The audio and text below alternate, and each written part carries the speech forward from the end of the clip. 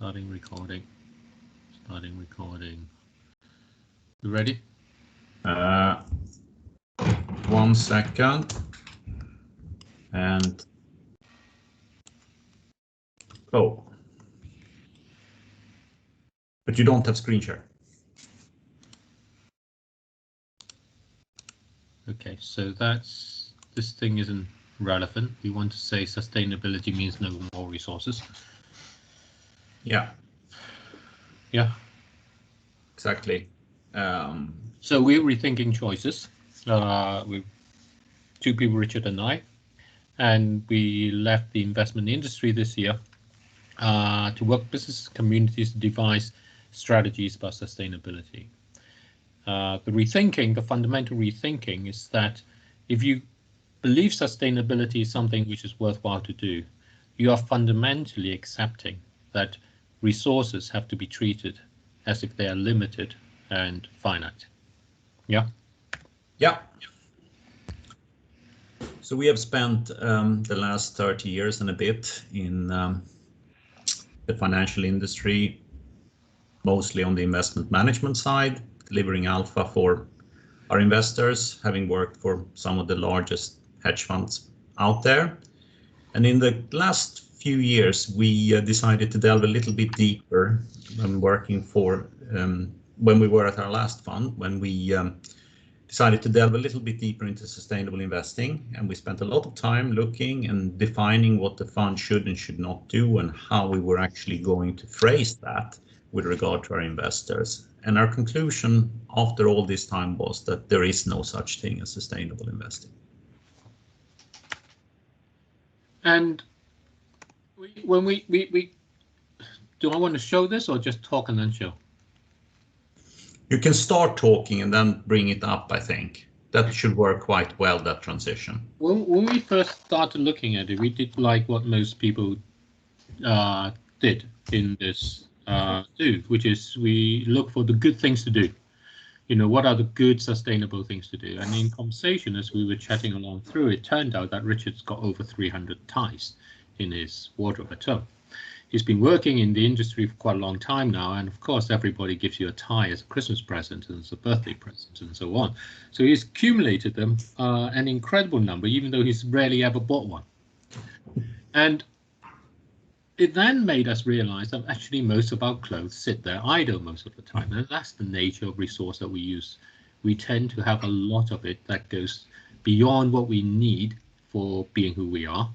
And we started thinking about, well, maybe we can put an app that allows us to share them. That could be a thing that we can do.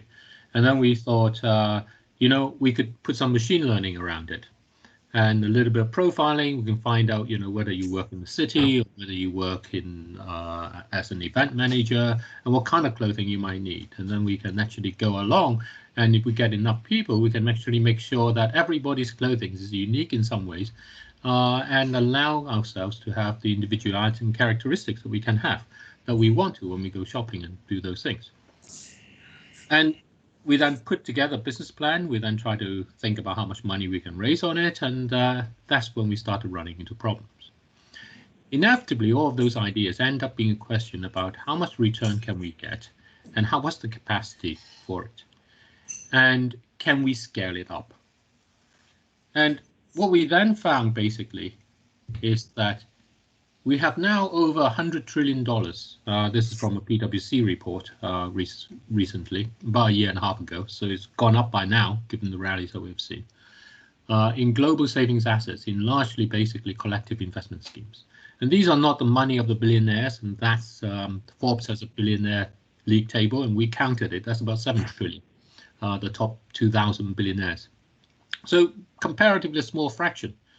And this is savings that we make for our retirement, look after our elderly parents, to educate our children, make sure that they can have housing because it's all going out of reach, and those sort of things there. And Schroders did another survey where they looked for what people were expecting from their return. And the median is somewhat over 10%. So basically, when we go along with our savings and investments, what we are asking for is a return of over the combined economic outputs of Germany, UK, France, and Italy to be added each year into our savings as profits, so that we can make ourselves feel like comfortable that we can face the future.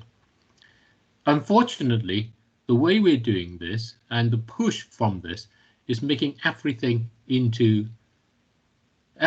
focusing on profits. It financializes everything that we do. And the 10% or close to 11% that the investors surveyed by Schroders expected is actually sounds very high, and I'm sure you people out there would think it is quite high, but it's not totally crazy when you look through history for equity returns. Sort of the best performing equity market, which is the US, has returned not far off 10% over the last 150, 160 years. But it's a lot. And the reason we end up with 10% is actually extremely rational. When you look at the UK, this is the kind of return you need to generate if you're a regular median income worker and you work for 30 years and you do want to avoid spending the final 30 years below the poverty line. You will see that the investment maths equates to 10% return. And the problem comes when we start thinking about sustainability. As we said, sustainability is fundamentally accepting that resources are limited. And in our growth for the past 200-300 years, what has happened is we have been able to expand and get new resources. We have been able to do that in terms of our labor. We have been able to do that by globalization of trade. We've been able to do that in terms of technology, where we can manufacture and genetic engineer better crops and more crops for us in many of those ways. But what we are reaching into is a situation where we are finding the need to have the profits is eating into the resources that can be produced. And in doing so, what it has done is to turn a virtuous circle of investments where we invest and we get money and we feel safe for our future into a vicious circle. Because the first thing that happens, as we're seeing in the UK at the moment with the petrol delivery, with the lack of XGV drivers around, is that it turns us to fear that we are going to be the one missing out. There's plenty of petrols in the UK. There's enough to fill up. There's enough for everybody in their ordinary use. There are plenty of XGV drivers in the UK to supply all of those. But what happens when we start thinking that someone else is going to get those resources before we do, is we all end up rushing into it and make it more scarce. And this is a tragedy of the commons. This was where there's a commonly shared resource and everybody wants a piece of it, wants to make they can get their piece of it ahead of the other person and ends up exhausting it. And investments has turned into that as we have more and more money involving more and more people, with each of us looking to a pool of money to secure our future. We are stripping the planet and our own times and our own lives of the resources we need. And this was okay. Carry on. You carry on. Yeah. And this was mentioned quite, I think, eloquently a long time ago by St. Augustine, who lived early in the time after. No, not the other way around. He lived a long time ago. And he expressed it as good comes from being, not doing. And the problem with doing is that if resources are limited, everything we do will strip away or peel away another layer of these resources that we actually might need for something more important than what we think we can freely use up now. And this was a guy who enjoyed life to the full, and he had a great catchphrase when he was going to get married, and he said, "Lord makes me chaste, but just not yet."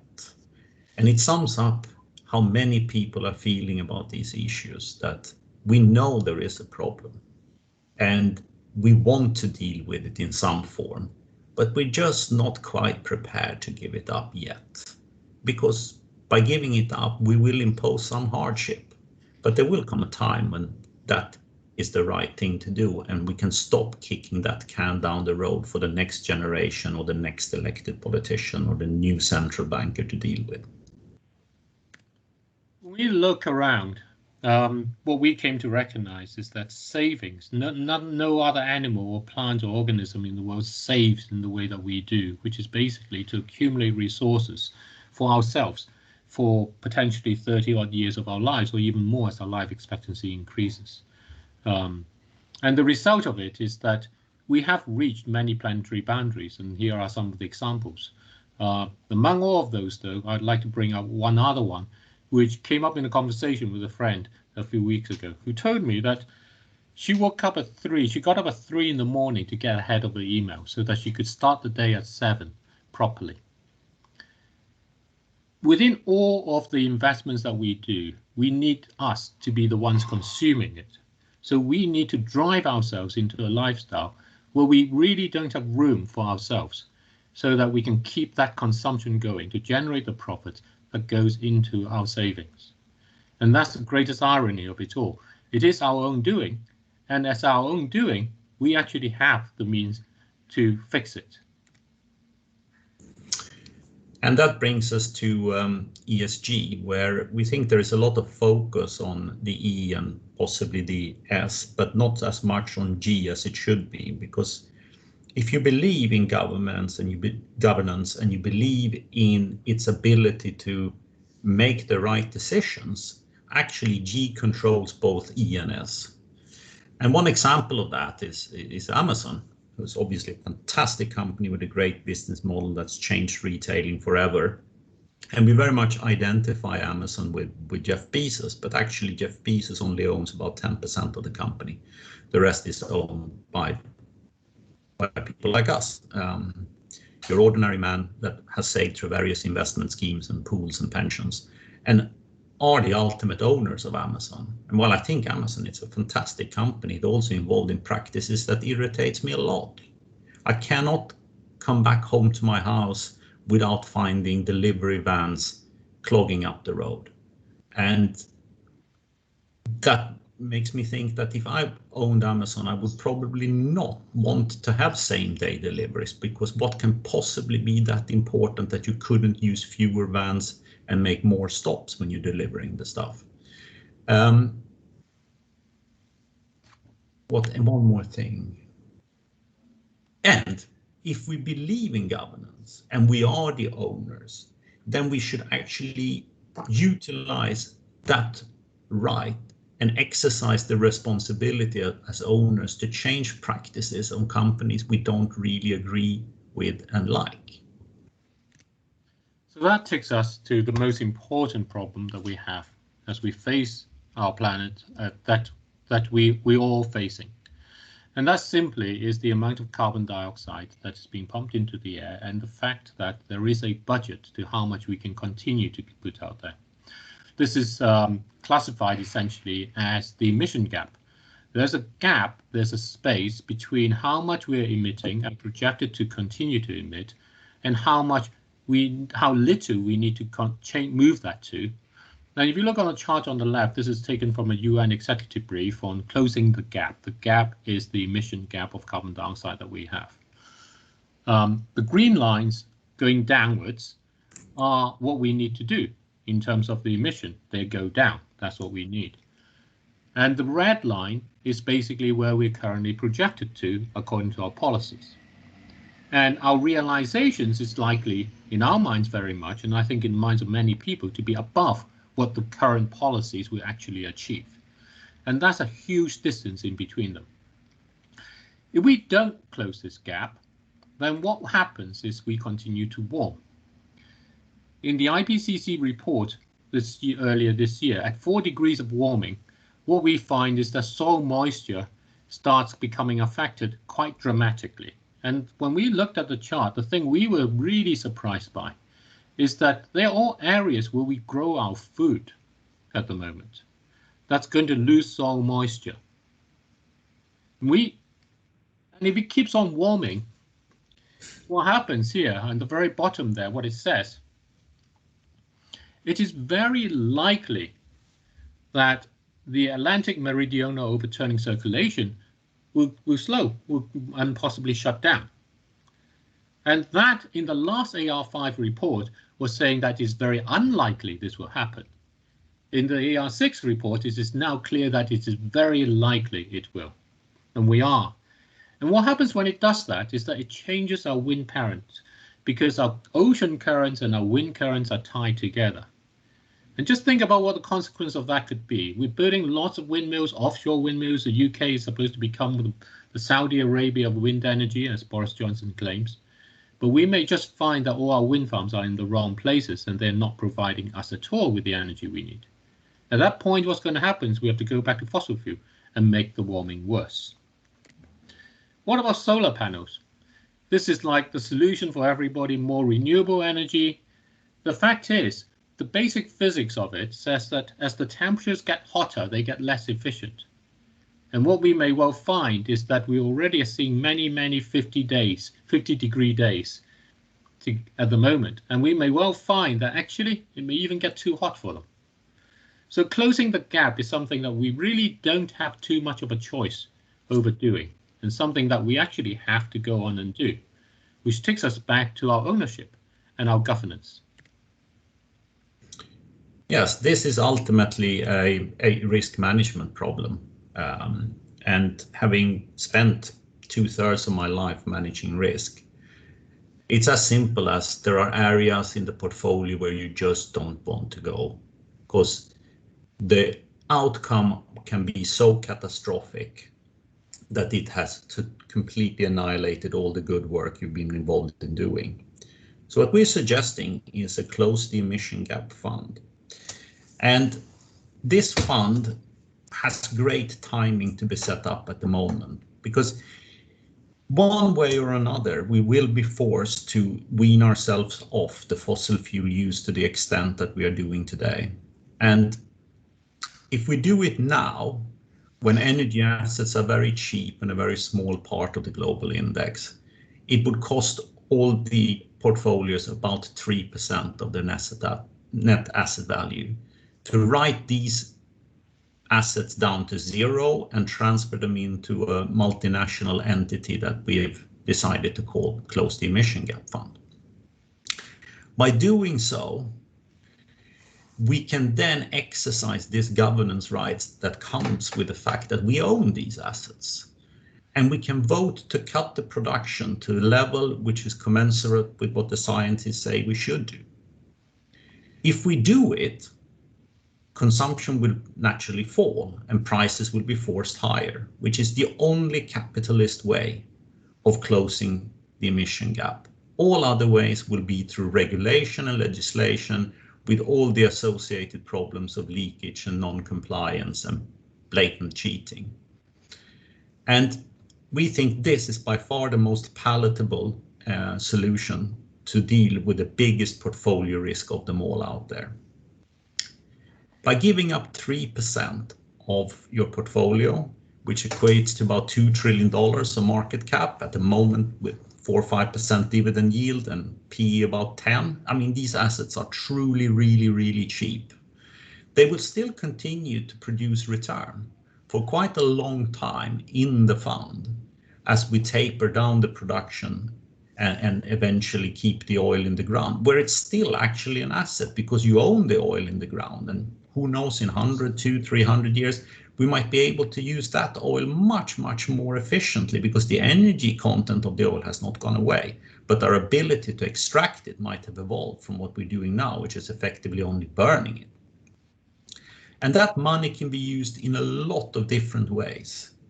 Obviously, as owners of shares in this fund, you can choose to redistribute it to our members, but we think that that money should be used globally to mitigate some of that hardship that will come when we force prices much higher. And the social consequences of that is genuinely new money that would be decided to put to use where it will be used most efficiently by the people most affected who could least afford this transition. So if we're prepared to use the G to clean up portfolios, respect the planet, and apply really good economics to it all and support people in this transition. A year like this, when equity returns are extremely strong in the mid-high teens, you would basically be able to do it for a 3% cost. And I think that's staggering cheap options to buy as overall portfolio insurance. The trick is, how do we actually go about doing this? And the point here is actually it is the choice is actually the people whose money it is. They are our members and their end investors. And we want to reach out to them. We want to be the ones who can empower them to do this, to be able to say, what did you do during the Great Warming? So that when the great-grandchildren ask them that question, they can say, I forfeited maybe a few months of my retirement so that you can be here to ask that question. I gave up some of my potential income so the money could be available to support the dignity of people impacted, so that we are now in the world that we can see today. It is what investments are meant to be for, to create a future that we can be proud of, instead of simply hoarding it as a pool of money, hoping that we can get the last piece before our neighbor. And how can we do this? We can go and talk to our lawyers, talk to people in Linkletters, Clifford Chance and Freshfields, the major law firms, and say, do something so that you can tell your great-grandchildren what you did during the Great Warming. Help us with the documentation, make it available for free, so that our members can go forward knowing that their interests are properly protected. Go to our custodians, State Street, BNY Mellon, people like that, and say, provide us with the services for free for this Close the Emission Gap Fund, so that you can tell your great-grandchildren what you did during the Great Warming. Talk to the media, go to the press, go to Google and Facebook and ask them, give us the advertising so that we can inform people and let them know, and help us to write it, to make it impactful, so that our members and our end investors can properly decide, not with fear, but out of concern for themselves and for each other, so that you can say to your great-grandchildren what you did during the Great Warming. And importantly for us, the investment industry, we can do this because we actually understand how the governance works and who to bring in as the science experts and who to bring in as the economic experts. And on that last part, I'd like to really mention the 2019 Nobel Prize for Economics. They went very timely to three economists, Esther Duflo, Abhijit Banerjee, and Michael Kramer, who worked on just how you need to understand the real situations on the ground if you want to support people when an industry shuts down, that they don't all just turn into disability benefit applicants, that they maintain their dignity and can continue their lives with dignity. That's what we need to ensure, and that's what that 3% we give up will let us do that.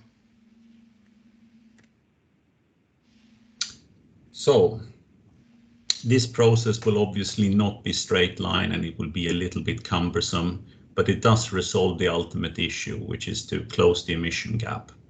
And what we need to be incredibly aware of here is that David and I spent a long time in the industry, and if you've dined at the table of he who must not be named, you do know that there is a very dark side to finance, and there will always be people out there who will not necessarily operate within your own or the majority's moral standards. And this brings us to divesting, which is a little bit of a pet hate of ours, because divesting is troublesome. In my mind, it's very similar to Pontius Pilate saying, I did everything I could to save Jesus.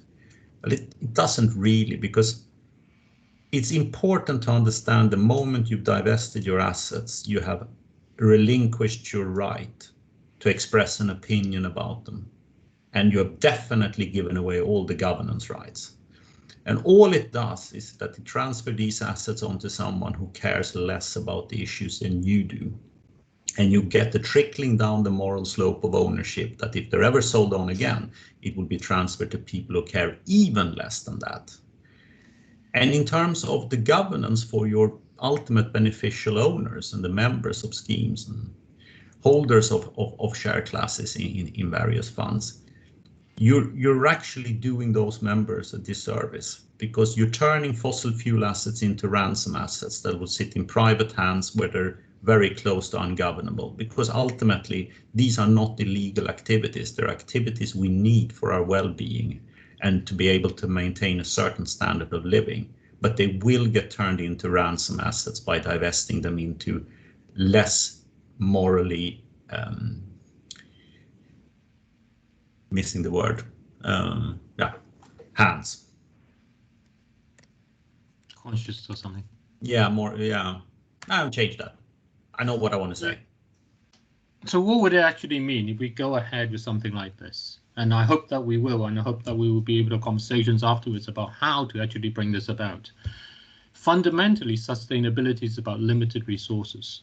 And if the most fundamentally limited resource at the moment is our carbon budget that we have in the atmosphere. And investments is about anticipating the changes that can bring about opportunities.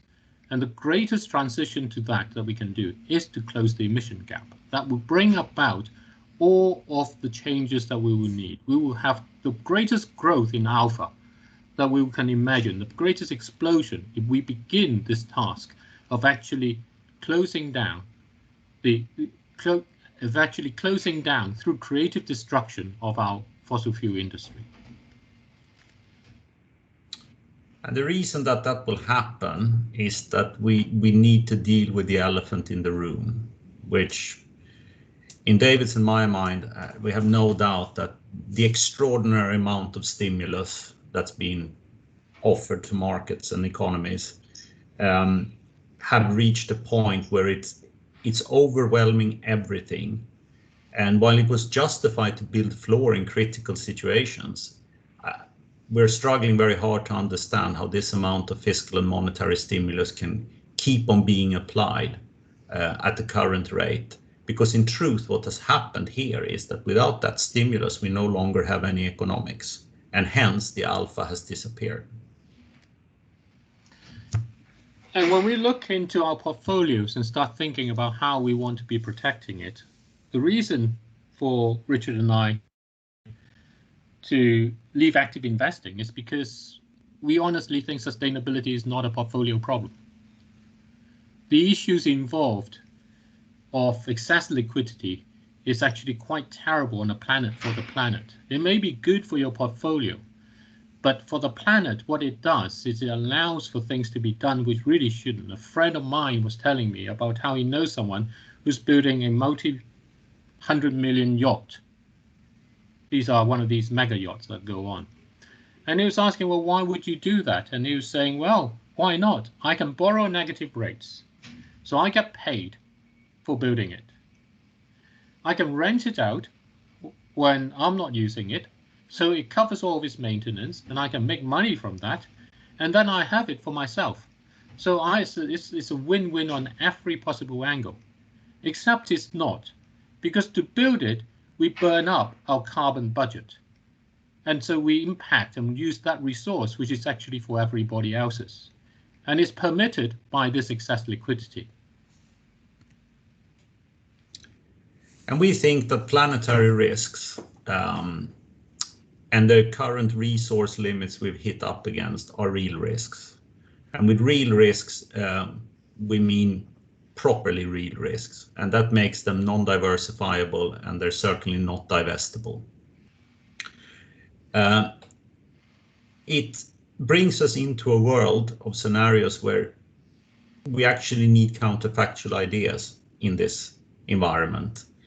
And if you think that you can create a portfolio with various assets and bet against that core belief, it's not actually a hedge. It's completely unforgivable. Because to lose money on something you don't believe in makes you unfit to manage risk. ESG alpha will be plentiful on a scale we haven't seen before, because by removing the stimulus and allowing the creative destruction of the fossil fuel industry, we will unleash all these pent-up possibilities that will create enormous opportunities in alpha space. So we thank you for, it brings us to what we really want to say, and what we want to do is to ask you, what did you do during the Great Warming? We've got an idea along that we really think potentially has legs if we can have people bring into it, and we would really like the chance to be able to speak on it further and to talk to more people and to have your help and the help of the investment industry to tackle what is the most important problem for our planet and the most important problem for our portfolios. If you think that, what do we say? How do I link in COP? And we have COP26 coming up, and this is exactly the sort of suggestions that I think should be proposed there. And so if there's a chance that you can do it, or if you have a space where we can go and do it, we would very much like to do that. We would like to hear from you. We would very much like to hear from you. Yeah? Yeah, that's a good end. Here, I think we don't want to go through them. We just want to talk of a story. Yeah. Of it and let them read it. Yeah. And then that was 26. Yeah, it's good. Time-wise, we're good.